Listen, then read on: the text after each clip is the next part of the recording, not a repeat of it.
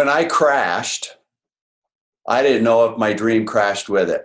In May, only 5 months before the biggest Ironman of my life, the Hawaii Ironman, I crashed on my bike on a training ride. I went right over the handlebars and pow, I landed on my shoulder and obliterated my left AC joint. 3 days later, underwent major reconstructive surgery, leaving my shoulder with 13 screws and a plate.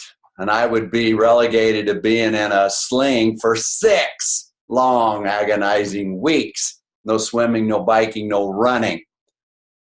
I wondered, how on earth am I going to recover in time to be able to prepare for the biggest race of my life?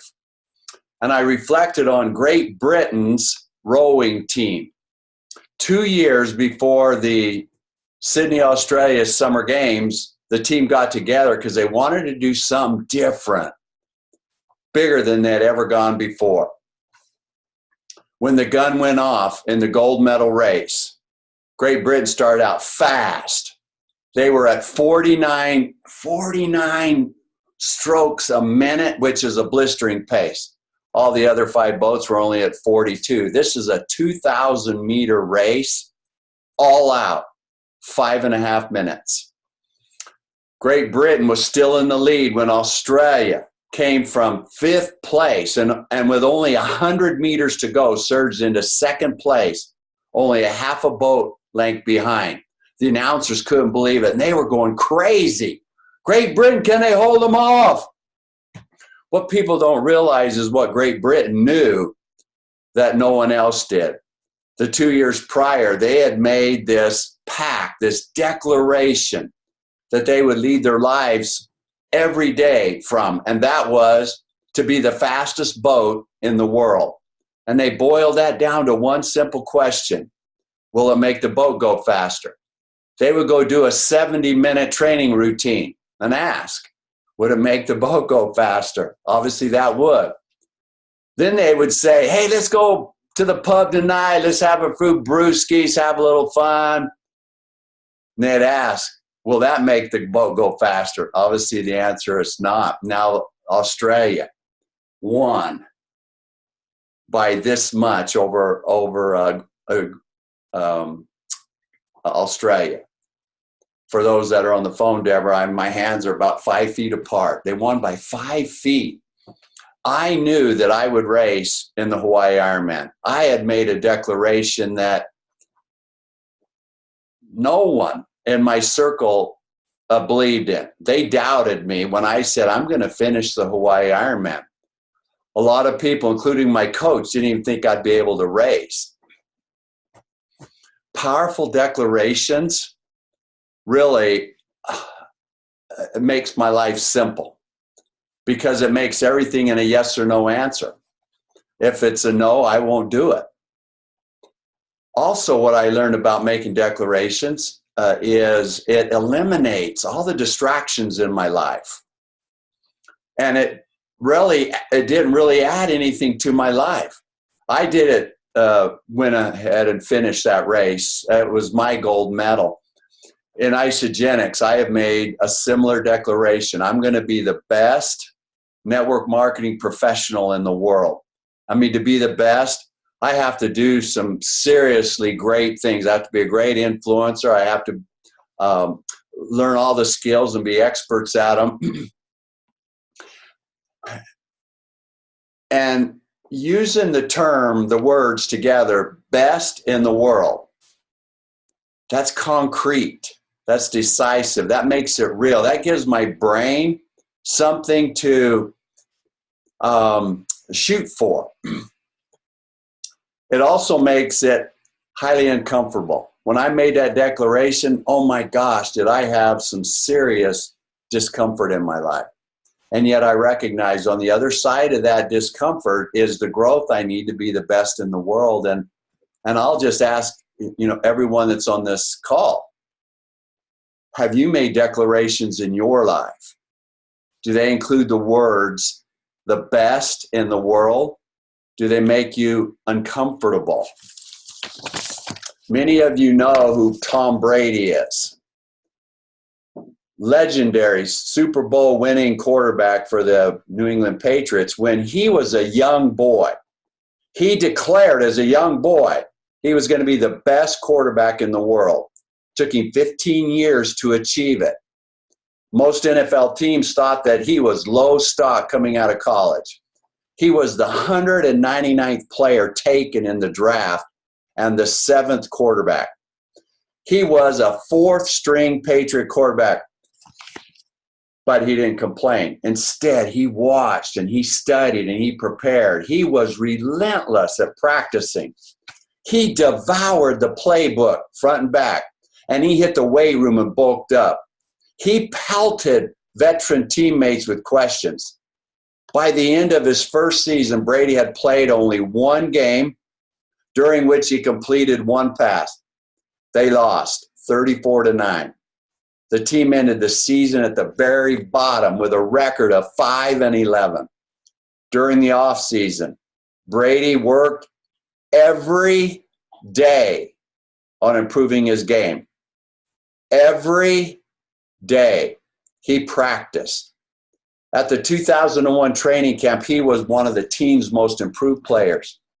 He was named backup to the Patriots star quarterback, Drew Bledsoe. During the second game of the season, Bledsoe received a stunning blow to his chest and barely made it off the field. A jittery Brady stepped in to finish the game, which the Patriots ended up losing. With Bledsoe out of commission, it seemed that the Patriots were doomed. However, as Brady began to get more comfortable with this new role, things began to change. With almost a calm confidence of someone much older than his 24 years, Brady helped the Patriots rack up a string of wins. In 2000, they finished at the bottom of the heap. In 2001, they were going to the Super Bowl. Luck, talent, hard repetitive work to be the best quarterback in the world. Brady was calm before the Super Bowl, and he actually took a nap in the locker room before the game. He didn't fear rejection or losing. Practice eliminated the fear. That game turned out to be nail-biting battle when the Rams finally tied it up with only 1:39 to go. Almost everyone in the world thought it would go overtime. Brady, however, set up a spectacular 9-play drive, ending the game with a winning field goal. He was the youngest quarterback to win a Super Bowl. Everyone was surprised except Brady. He had practiced winning the Super Bowl practically every day since he was a boy. Before the season even started, he scheduled the Super Bowl on his calendar. His declaration was powerful enough to drive him past all of his fears. Perhaps he asked too, will it make me the best in the world? He had to be uncomfortable, just like you and me. His discomfort came because he was not yet the best. He practiced more than the rest. In an Ironman triathlon, I race, or you could use the term perform, for about 14 hours. I train about 360 hours to get there. That's about 10% performing, 90% training. In network marketing, though, we're asked to perform without mastering any skills. Do you think Tom Brady would have ever made it to the NFL without mastery? I know I could never have finished an Ironman without practicing and training. I never liked the network marketing strategy. Fake it till you make it. We are asked by upline leaders to perform 90% of the time and prepare only 10%.